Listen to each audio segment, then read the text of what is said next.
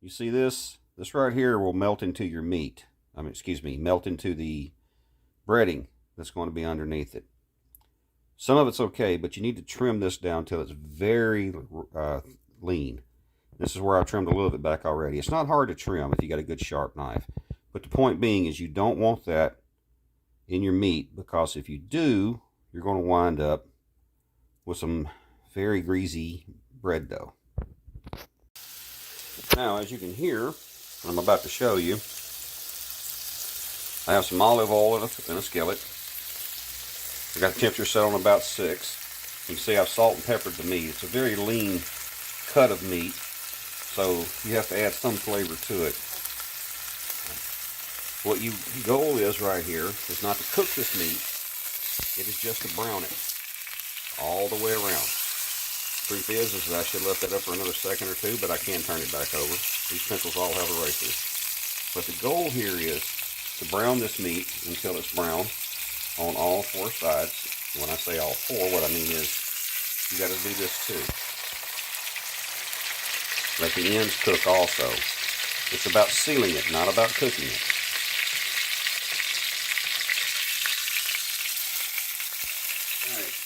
I browned the meat, actually, as you can tell here. I put salt and pepper on it, as I said before. Now, this is 24 hours before this is going to be served. Here's what I'm going to do next. You notice it's in a cylinder shape. What I do is I'm going to take this cellophane,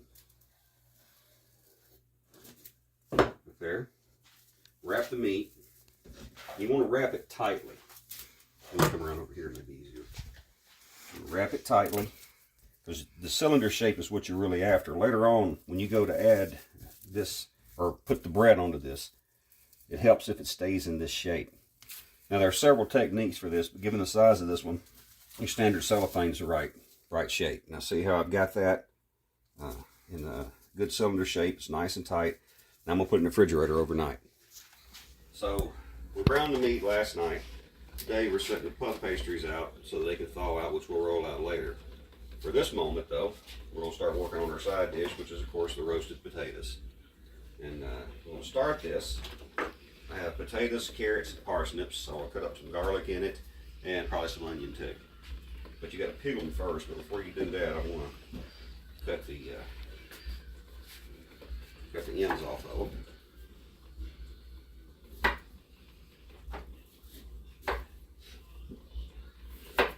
And I get multicolored carrots, which I usually only get at Christmas. These always make the dish look cooler. A lot of these got little ends on them you want to cut off too.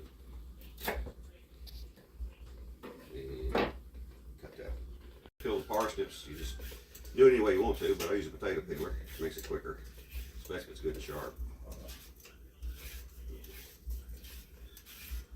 Start that. Get the dead spots out of them if you can. Now that we've got them peeled, we'll cut them in half and cut them down into, I guess, stalks would be a good way to say it. This is sort of the end result on what we're looking for as the parsnips go. Becky's cutting the ends off the carrots and throwing them away. Let's get a better look at this. You're kind of looking for spears. So basically, now we just take these petite potatoes, cut them in half.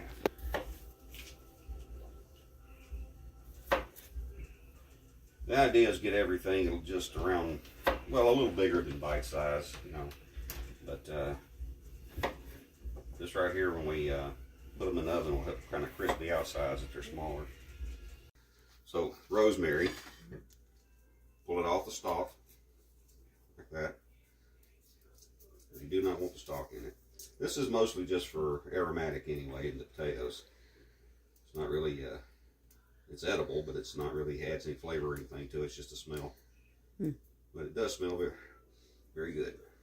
And then you want to crush it up, chop it up, so to speak. But that releases the smell that's inside the rosemary. Now, we'll put some garlic in it too. The thing about roasted garlic, you get a piece of this. It's noticeable, but it's not harsh after you cook it. It'll get a little bit mushy and even kind of sweet. Yeah, if you you need to be careful about how much garlic you use. I'm gonna do 4 cloves, but this is a lot of potatoes. And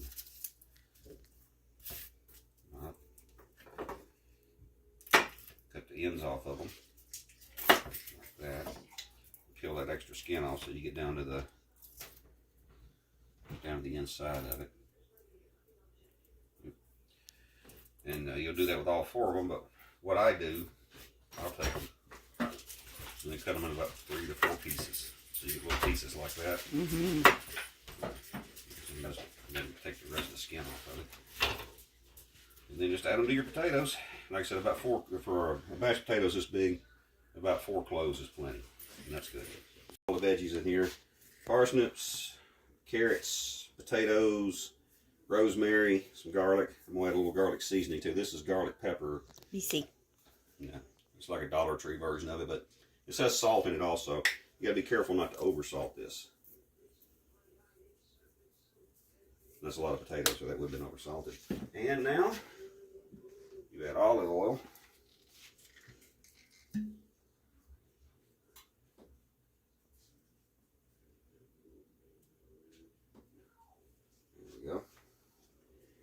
You will see I have taken just a standard old grocery cart bag, rinsed it out real good. Makes it pretty quick.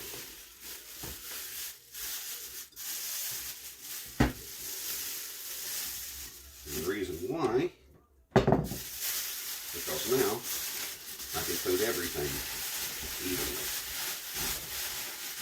All the seasoning, all the oil, gets on that evenly. Rosemary touches everything, so we can work on the flavor some. And put it back in the bowl, and we'll let that sit for a couple hours. Yep. I'm just setting the meat out for right now, let it get up to room temperature. That's what it looks like after how'd you roll it out of the refrigerator. What we're doing now, you take mushrooms at least good 16-ounce pound of them. I may do a little more than that. And the reason you want a lot of mushrooms is we're going to cook all the moisture out of these things and make a paste out of them.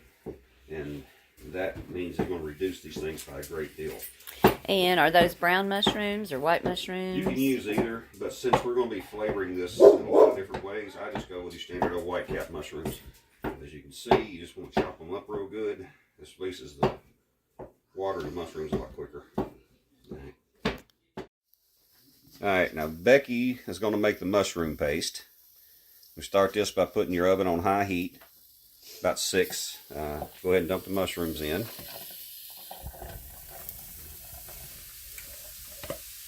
That's a lot of mushrooms. Yeah, but they will cook down. The object here is to cook all the water out of them. Okay. You got to stir them a lot. I like this spoon. You can let them rest a little, but the main thing is you can't let them burn or stick. Right. And when you get ready, go ahead and add you some salt and pepper to them, because you need to keep these to season to taste. Okay.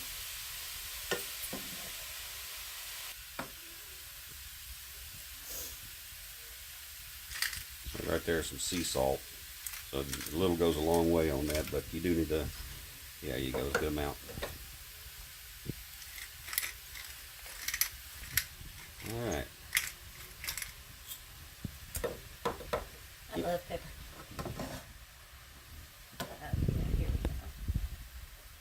This has been about 6-7 minutes. You can see the volume of them is reduced, but so was the water's cooking out of them. And pretty soon we'll have these cooked down to dry enough that we can make a paste out of them. In the meantime, I went and covered my cutting board with cellophane, which is going to be important, which you'll see here very shortly as to why. So after several minutes here, you can see that they've reduced down to what's turning into a dry powder, or not powder, excuse me, a dry paste, and that's what we're after. And we about got all the moisture out of them. You got to set it off to the side and let it cool, so we're going to put it back in the container after all the moisture is out of it, which we will show you that also. So our next step, the mushrooms have been set off to the side to cool. This is prosciutto ham.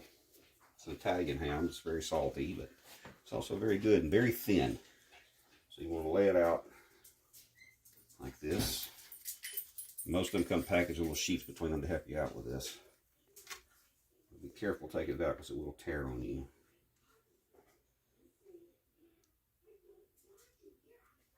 Man. Really thin. But it needs to be. Yeah. Part of the charm, I guess.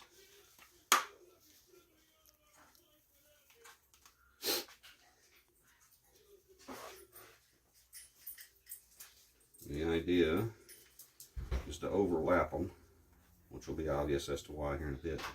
Even if you tear it like I did right there, you can still use it. You just gotta make sure that you overlap it. You got the ham laid out. This is prosciutto ham. Now you put the mushroom paste on top of the ham.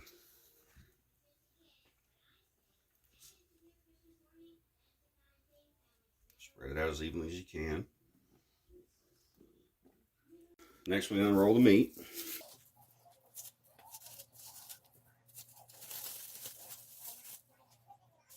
Next comes one of the big secrets. This is my favorite. It's a French mustard, Pomeré, however they say it. You can order this online, however. And it's a good, hearty mustard that the flavor carries through even while it's cooking. The goal here is to completely cover the meat in it.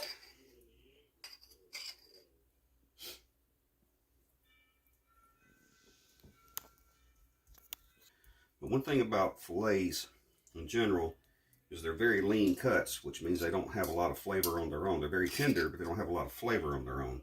So you have to kind of add this to it. Give her a little spin there. Like I said, you want to get the entire thing. There. Got it pretty well coated there. Do you need to do the ends too, or just the... Yeah, you don't have to, but I always do. Okay. You always got some spillage here. You always going to cover that back up. Now, here comes one of the tricky parts. Okay. What you want to do here is roll all of this. And the best way to do it is use your cellophane. Pick it up, just start rolling it over. And as you get to where you can grab a hold of the cellophane, start pulling it tighter. Because you want, again, to put this back into a cylinder. Don't roll your cellophane underneath it. Like I said, this can be a little tricky. Best thing to do is kind of roll it back like that, kind of keep it tucked, and tighten it up as you go.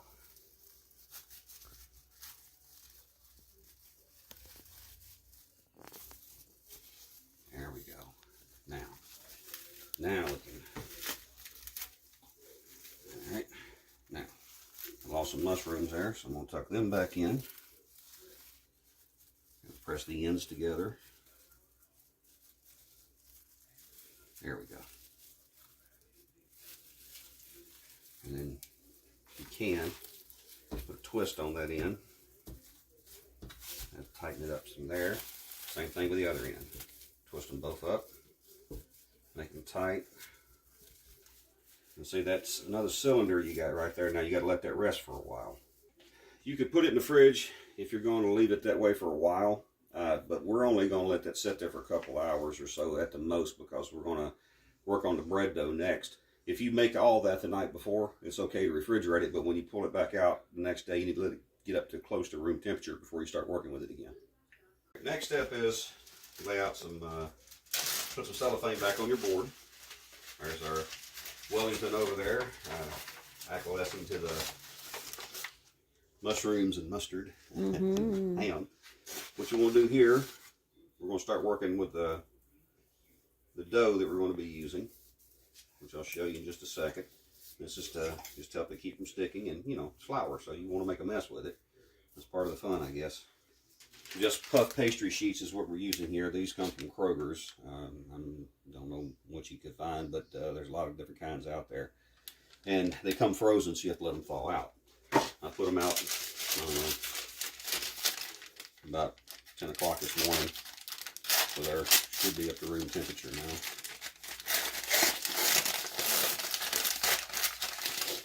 There's 2 in a package, which should be enough. One's not usually enough for the size of Wellington that I cook. So what I'm going to have to do is lay these guys out and then roll them out. So after we get my rolling pin, overlap them a little bit, kind of mash your corners down.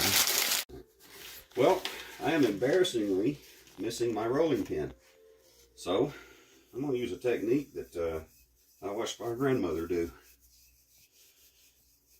You can't find your rolling pin, ain't nothing better than an old mason jar. Pull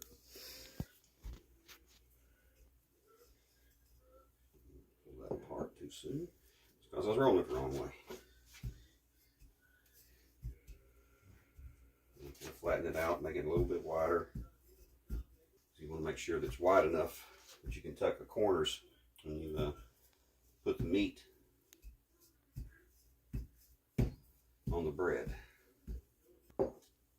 So we'll move on to the next part.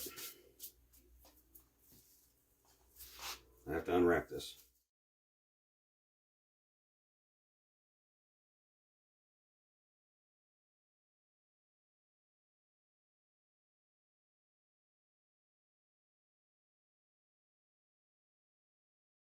So now the ham has sealed around the mushrooms around the meat. So it looks kind of like a little sleeve. Now, the fun part. To wrap this up. Now, you don't have to use much force here, but you do want to keep tucking with your fingers as you do this. If you don't, you wind up with a bunch of extra dough. As you can see, my mushrooms are still falling out. Okay, there we go. And then you tuck. I like to tuck the bottom first. You do whatever you want to. And then push the folds together. Like that. Some more mushrooms drop out of it. That's okay. And then wrap it again. Okay. And this time you do want to tighten it up a little bit because you want to draw the bread together on top of the meat. So that's all it takes is that right there. And also, which I should have done with the meat also, I just chose to do it differently. Now that you've got it rolled together and you got it all tucked, you can take your ends, tighten it all together. Voila. Now, that's got to sit and rest for a while. I'm going to clean up my workspace and we'll start working on the veggies again. I've taken the vegetables that we've been marinating and spread them out on this tray. You see they're all well coated. And we'll spread them out as much as I can. And another little neat trick, turn the raw or the cut side to the potatoes down as much as you can. The reason why, we set the oven, preheating it now, at 500 degrees. That's a straight broil. And we're going to put them in there for a few minutes at 500. And then we'll cut the temperature down to about 350 and let them cook. The reason you do that is that that real high heat kind of cooks the outside, makes them crisp, or the insides will stay a little more tender than that. And it's a pretty good combo, and these things smell amazing. So again, parsnips, seasonal carrots, and there's purple carrots in there, and 3 or 4 different kinds, some that don't have any real color to them, and of course the orange carrots, and parsnips. Sometimes I add onions to this, sometimes I don't. Let me get everything turned over here. We'll try to cut some of the potatoes so I can't get all the face down, but we're going to get as many as we can. And you don't have to grease the pan because there's already plenty of oil on it. And that came with the olive oil that I was marinating the food with. Okay, now, get the pepperoni good. For those that are not big pepper fans, this stuff right here kind of cooks into the food, so you don't really have a taste of it. Just a little hint when this is said and done. And I know that looks like a lot of pepper, but through a grinder, it's really not that much. Now, we'll put these in the oven on broil, 500 degrees, for about 5 or 6 minutes. Only thing we're wanting here is to get a real good crisp on the taters. So timer, let's go for, we'll set it for 5 and come back and check it. These are the taters and stuff. Now notice how we've cooked a good bark on the outside of them. So there's a little bit of crunch when you bite into them, but they're still soft in the middle. And because I only have one oven to cook this with, I've got a warmer oven. These are going to wind up going in that while I put the Wellington in the oven. Time to prepare the Wellington for the oven. That's good. Take this off. Now. And the oven is preheated to what, 350? Yes. Okay. Actually, I may turn that down to 325. That's a personal choice as far as I'm concerned. These next couple of things, though, kind of need to be done. I am going to put an egg wash across this. It'll just help turn the bread a golden brown. As you can see, we put a good egg wash on it. Now you can sprinkle a little salt on her.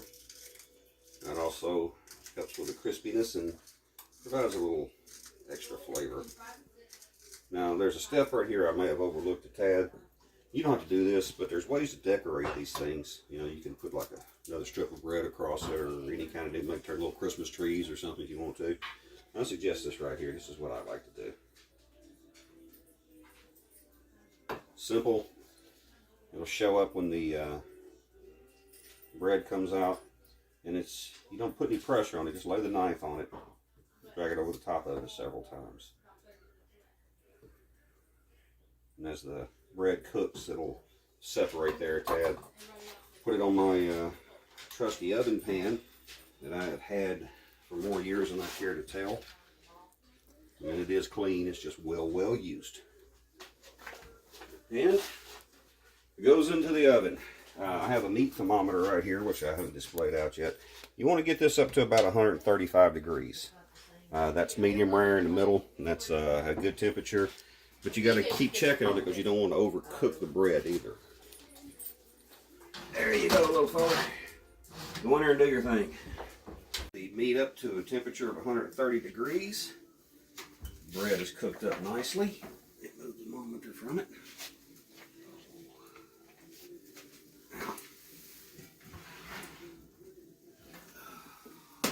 I'll tell you that ain't a funny beauty.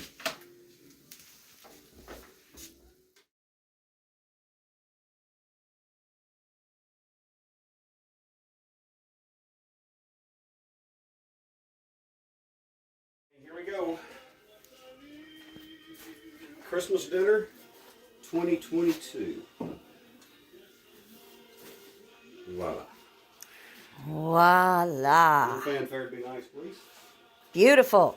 Yes. There we go. Y'all did a great job.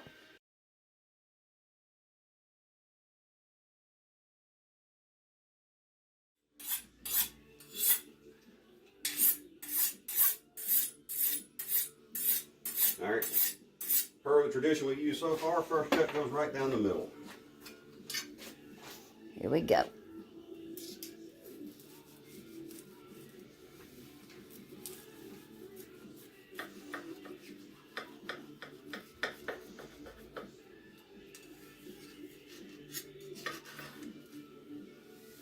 What do we have? Voila.